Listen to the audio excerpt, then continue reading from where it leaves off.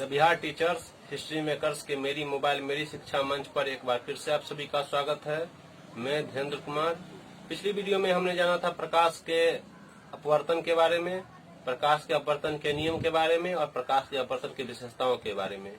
इस वीडियो में हम जानेंगे कि जब कोई प्रकाश किरण दो माध्यम को अलग करने वाली सतह पर लंबवत पड़ती है, यानी बिल्कुल सीधी पड़ती है, तो वह बिल्कुल सीधी रेखा में निकल जाती है। इसका कोई अपवर्तन नहीं होता। जैसे हम यहाँ देखेंगे, विरल माध्यम है, फिर सघन माध्यम, फिर विरल माध्यम। तो विरल माध्यम से सघन माध्यम में अगर प्रकाश किरण एकदम लंबवत आई है तो इसका अपवर्तन नहीं हुआ है, बल्कि ये एकदम सीधी रेखा में निकल गई है। अब यहाँ हम देखेंगे, ये आपतित किरण है, ये अपवर्तित किरण है, और जो निकलती है इसे निर्गत किरण कहते हैं। अब हम जानेंगे पार्श्विक विस्थापन के बारे में। पार्श्विक विस्थापन, तो आपतित किरण ये जो है इसको हम आभासी रूप से आगे बढ़ाएंगे।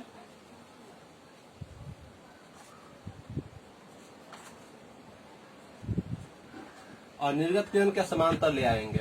आपतित किरण को आगे बढ़ाते हुए हम कहेंगे कि निर्गत किरण और आपतित किरण के बीच की जो दूरी है, ये दूरी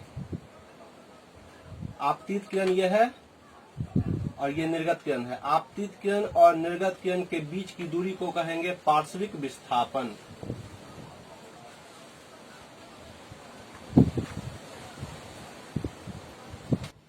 अब हम जानेंगे अपवर्तनांक के बारे में। तो अपवर्तनांक का होगा कि हवा में प्रकाश की चाल और किसी अन्य माध्यम में प्रकाश की चाल के अनुपात को उस माध्यम का अपवर्तनांक कहते हैं। जैसे किसी माध्यम का अपवर्तनांक हो जाएगा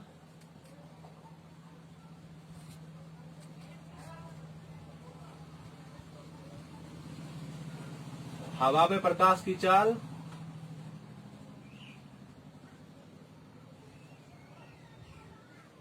बट्टा किसी माध्यम में प्रकाश की चाल।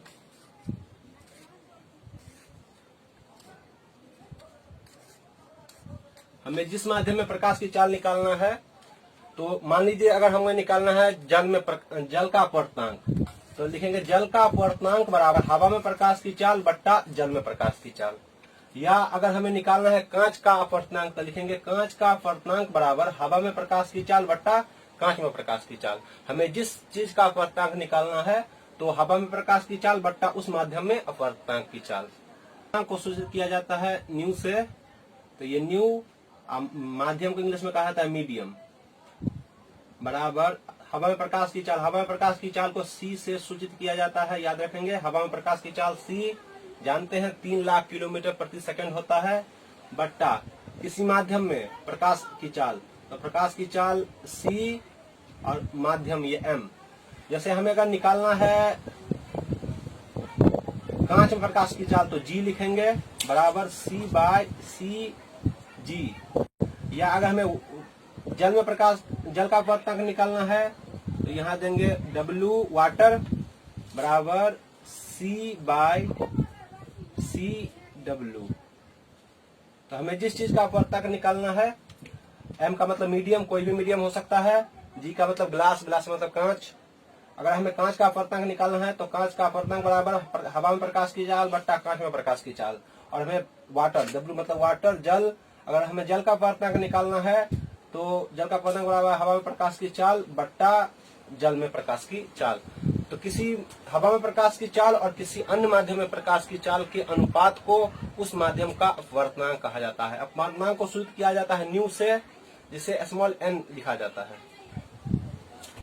अगर हम कहें कि हवा का अपवर्तनांक कितना होता है, तो हवा का अपवर्तनांक हमेशा 1 होता है, क्योंकि हवा का जब वो अपवर्तनांक निकालेंगे तो हवा का अपवर्तनांक बराबर हवा में प्रकाश की चाल बट्टा हवा में ही प्रकाश की चाल, तो दोनों कट के 1 आ जाएगा। तो हवा का अपवर्तनांक 1 होता है। अगर हम ग्लास यानी कांच की बात करें, तो कांच का अपवर्तनांक होता है 1.5 होता है कांच का अपवर्तनांक। और अगर हम जल की बात करें, तो जल का अपवर्तनांक होता है 1.33। तो हवा का अपवर्तनांक 1, कांच का अपवर्तनांक 1.5 और जो जल है वाटर उसका अपवर्तनांक 1.33 होता है। इसी प्रकार अन्य माध्यम में भी अलग अलग अपवर्तनांक होता है। अगर हम हीरा की अपवर्तनांक की बात करें तो हीरा का अपवर्तनांक होता है 2.42। याद रखेंगे, हीरा का अपवर्तनांक 2.42 होता है। यहाँ एक और टर्म आता है जिसे कहते हैं आपेक्षिक अपवर्तनांक। आपेक्षिक अपवर्तनांक, तो आपेक्षिक अपवर्तनांक का कहेंगे कि दो अलग अलग माध्यम में प्रकाश के चाल के अनुपात को आपेक्षिक अपवर्तनांक कहते हैं। जैसे दो अलग अलग माध्यम ले सकते हैं, कोई भी, जैसे जल ले सकते हैं और कांच ले सकते हैं। तो जल और कांच का आपेक्षिक अपवर्तनांक बराबर जल में प्रकाश की चाल बट्टा कांच में प्रकाश की चाल।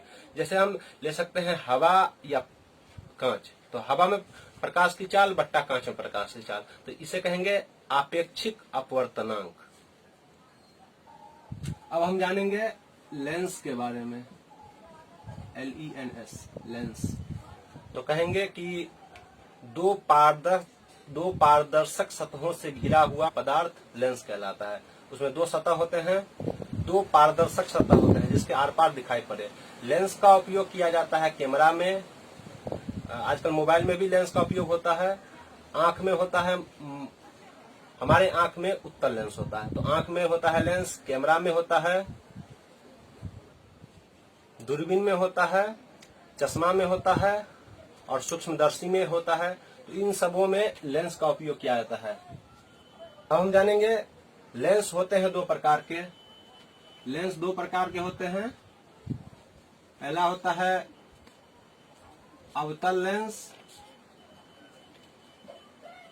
जिसे कॉनकेव लेंस कहते हैं, और दूसरा होता है उत्तल लेंस, जिसे कहते हैं कॉन्वेक्स लेंस। अगर हम चित्र की बात करें तो अवतल लेंस देखने में कुछ ऐसा होता है।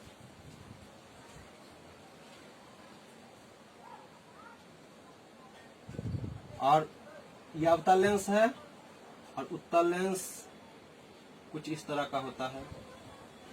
तो ये अवतल लेंस है और ये उत्तल लेंस है। अगर हम परिभाषा की बात करें तो अवतल लेंस ऐसा लेंस होता है जिसका बीच का सतह पतला हो और किनारे का भाग मोटा हो। देख रहे हैं, ये किनारे का भाग है, दोनों किनारे का भाग थोड़ा मोटा होता है और बीच का भाग पतला होता है, उसे कहते हैं अवतल लेंस। अगर हम उत्तल लेंस की बात करें तो उत्तल लेंस हम देखेंगे कि बीच का भाग मोटा होता है और किनारे का भाग, दोनों किनारे का भाग पतला होता है। तो वह लेंस जिसका बीच का भाग मोटा हो और किनारे का भाग पतला हो उसे उत्तल लेंस कहते हैं। इससे आगे हम जानेंगे अगले वीडियो में। धन्यवाद।